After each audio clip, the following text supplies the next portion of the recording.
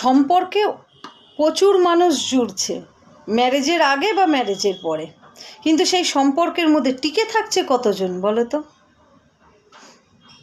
টিকে থাকছে কতজন? কেন টিকছে না জানো তো? তার কারণ অনেকেই এই কথাটা বলে আমাদের সম্পর্কে না ঠিক ভালো অ্যাডজাস্ট হচ্ছে না, আমাদের সম্পর্কে ঠিক সেই বন্ডিংটা নেই। কেন নেই? আমরা দোষারোপ করতে থাকি, কিন্তু অ্যাকচুয়াল কি জানো, আমাদের কাছে না বিয়ের আগে হোক বা বিয়ের পরে আমাদের কাছে অপশান থাকে অনেকগুলো।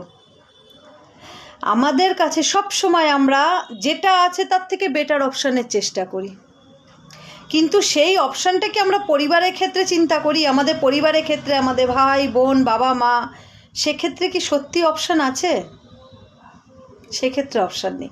সেক্ষেত্রে যা আছে আমরা সেটাকেই মানিয়ে গুছিয়ে নিয়ে জীবনটা কাটিয়ে দিই, কিন্তু লাইফ পার্টনারের ক্ষেত্রে কিন্তু আমাদের অনেক অপশান থাকে।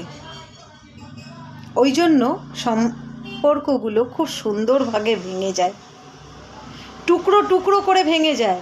যেদিনকে একটা সম্পর্ককে আমরা অপশান হিসাবে না দেখে ওটাই ফাইনাল, ওটাই লাস্ট ওই হিসাবে দেখব, তাহলে হয়তো সম্পর্কগুলো ভেঙে যাবে না, তাই না?